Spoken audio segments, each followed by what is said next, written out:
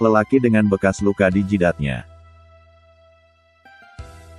Lelaki yang duduk tepekur di atas kursi malas yang diletakkan di kebun bunga dengan halaman tertutup rerumputan hijau lembut itu adalah seorang pemburu yang terkenal mahir menggunakan senapannya. Tapi sebelum mendengarkan cerita ini, silahkan subscribe dan klik tanda lonceng, untuk berlangganan secara gratis cerita-cerita baru dari kami. Mari kita bangun channel ini bersama-sama. Silahkan bagikan cerita ini untuk teman-teman Anda yang lain. Terima kasih.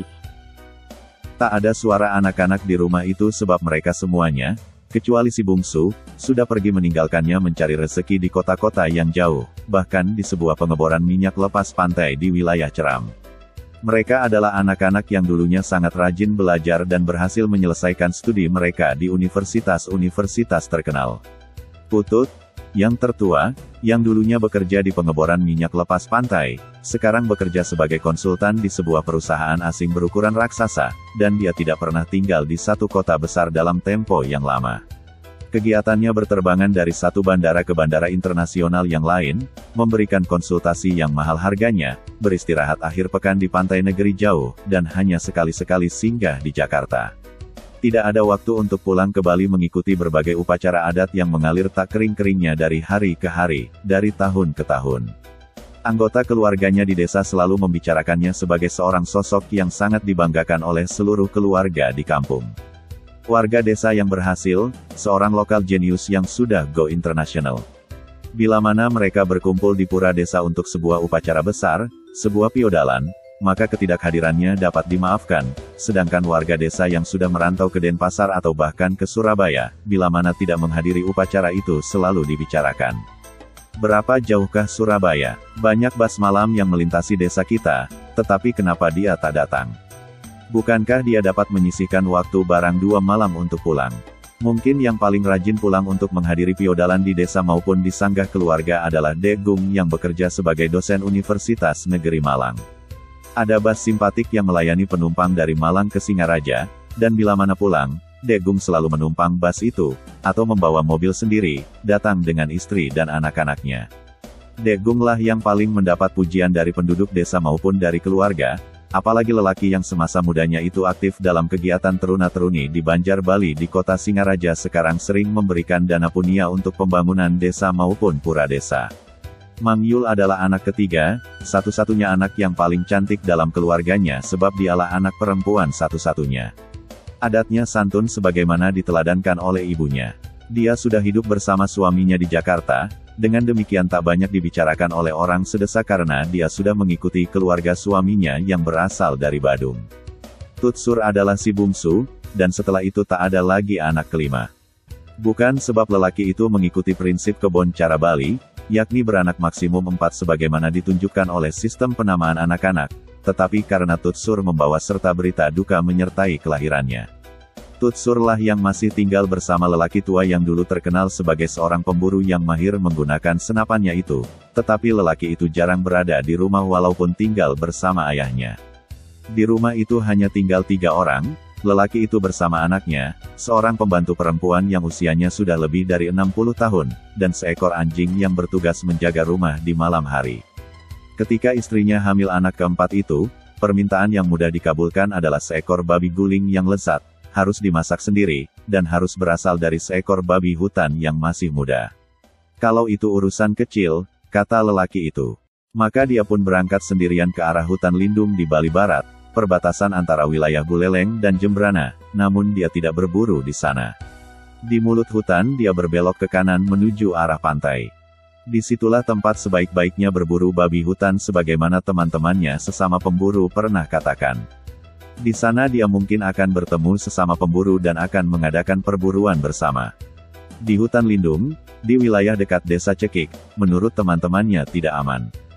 Bukan lantaran polisi hutan sering berkeliaran, tetapi lantaran penjaga hutan dari alam gaib tidak selalu ramah pada orang yang datang memasuki wilayah ini. Banyak sekali pantangan yang harus dipatuhi bila mana orang memasuki wilayah ini. Yang pertama, tentu, hati mereka tidak boleh kotor. Lalu, mereka tidak diperkenankan membawa daging sapi. Lalu, tidak boleh mengucapkan kata-kata yang dapat menyinggung perasaan penjaga hutan di situ. Pernah terjadi serombongan siswa SMA berkemah di wilayah itu bersama beberapa guru pembimbing. Sebelum berangkat, kepala sekolah sudah memberi pesan agar mereka berhati-hati berada di wilayah itu, tidak berbuat yang tak senonoh, berkata kotor, berpikiran kotor, dan tidak membawa bekal yang berasal dari daging sapi. Tidak boleh ada dendeng sapi, abon daging sapi, atau apapun. Salah seorang gurunya berasal dari Jawa dan tidak terlalu percaya pada hal-hal yang dianggapnya tahyul. Celakanya, ketika berada di wilayah itu dia ungkapkan ketidakpercayaan itu dalam kata-kata. Tidak terjadi apa-apa, dan bapak guru itu semakin berani dengan mengatakan, "Bapak kan boleh makan abon, ya." Lalu dengan enaknya dia menyantap abon yang dibawanya dari rumah dengan nasi bungkus yang disediakan panitia. Tidak terjadi apa-apa, dan yakinlah dia bahwa apa yang dikatakan orang tentang semua larangan itu hanyalah tahyul belaka. Ketika jam tidur datang, anak lelaki berkumpul dengan anak lelaki, dan siswa perempuan berkumpul dengan siswa perempuan dalam kemah mereka sendiri. Mula-mula terdengar teriakan dari kemah siswa perempuan. "Ada yang bebainan," teriak seorang siswa. Ternyata bukan hanya seorang siswi yang bebainan, tetapi 2, 3, 5. Sejumlah guru perempuan mencoba menolong, lalu guru lelaki ikut datang, lalu datang pula guru yang berbekal abon daging sapi itu, tergopoh hendak memberikan pertolongan. "Aduh!" teriak lelaki itu, jatuh terkapar ke tanah, badannya kejang-kejang. "Pak Men bebainan juga," teriak para siswa panik. Begitulah kisah teman-teman pemburu tentang Pak Men yang jatuh terkapar, dan ketika dicarikan dukun yang pandai, nyawanya ditebus dengan nasi kuning, bunga-bunga, dan sebaris doa. Kalau tidak, dia pasti mati. Nyawanya diminta oleh penjaga hutan. Itu cuma salah satu kisah yang dapat ditimba dari wilayah itu. Masih banyak kisah lain yang terjadi tetapi tak tercatat. Misalnya tentang berpuluh mahasiswa yang tiba-tiba sakit perut. "Lebih baik kita berburu di wilayah yang aman," kata pemburu itu. Di langit tak ada bulan, hanya bintang yang bertebaran sampai memayungi laut. Dia menunggu dengan sabar sementara dari tadi dia tak bertemu seorang pun. Tiba-tiba dia mendengar suara semak-semak yang diterjang gerakan tubuh. Dia pun bersiap-siap dengan senapannya. "Ini pasti babi hutan," pikirnya. Dan ketika suara semak belukar yang bergerak itu makin keras maka meletuslah senapannya dan terdengar tubuh yang rebah ke tanah. "Ah, babi hutan besar yang terkena tembakanku," keluhnya, sementara istrinya minta seekor babi yang masih muda. Perlahan dia berjalan ke semak-semak itu, dan ketika dia menyorkan senternya ke arah bunyi rebah itu, dia tertegun tak berkata apa, tak bergerak. Tidak, mematung beberapa saat lamanya, akhirnya dia lari meninggalkan tempat itu. Kepada istrinya disampaikan Arta bahwa semalaman tak dijumpainya babi hutan seekor pun. "Mungkin mereka berpindah ke arah barat, tapi aku tak berani menginjak wilayah Tenget itu," katanya. Menjelang pagi istrinya mengeluh lantaran kandungannya terasa sakit. Dengan sepeda motor dia melarikan istrinya langsung ke rumah sakit. Ketika fajar tiba istrinya melahirkan anak mereka yang keempat. Tutsur, ketut surya yang lahir ketika surya telah terbit. Ibunya meninggal saat melahirkan bayi yang sehat itu. Lelaki itu menangis, dan seminggu kemudian dia menyembunyikan tangis yang lain dan menuai was-was yang makin bertunas. Ketika dia membaca berita di harian Bali Post tentang mayat seorang lelaki dengan luka tembakan di jidatnya, ditemukan sudah membusuk di tengah hutan di wilayah pantai ujung barat Pulau Bali. Tutsur yang jarang tinggal di rumah itu ternyata dari jam ke jam berada di sudut kota, bicara dengan banyak orang yang tak terlalu mempedulikannya.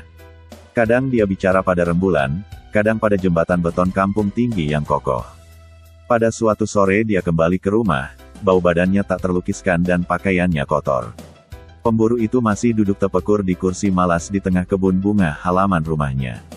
Tutsur tiba-tiba menubruk lelaki itu, bersimpuh di pangkuannya dengan pertanyaan seorang anak yang haus akan jawaban. "Ayah, ayah, kenapa ada luka di jidatku ini?" Luka itu sudah ada sejak dia dilahirkan, tetapi kenapa dia baru bertanya sekarang? Lelaki pemburu itu memegang kepala anaknya dengan kedua belah tangan dan dikecupnya bekas luka di jidat anak itu seolah dia ingin menghisapnya supaya tertelan ke dalam perutnya. "Ya, Hyang Widi, kenapa tidak kau lubangi saja kepalaku agar anakku ini tidak menjalani siksa seumur hidupnya?" "Ayah, ayah, kenapa ada bekas luka di jidatku? Apakah aku anak durhaka? Apakah aku Prabu Watugunung yang durhaka? Atau, apakah aku putera Dayang Sumbi? Siapakah yang mendongeng padamu, anakku? Ibumu bukan?" Jika kalian suka dengan cerita ini, silahkan berikan jempol ke atas. Dan jika kalian menganggap cerita ini bermanfaat, silahkan bagikan ke teman-teman yang lain. Jangan lupa untuk subscribe di channel ini. Terima kasih sudah mendengarkan.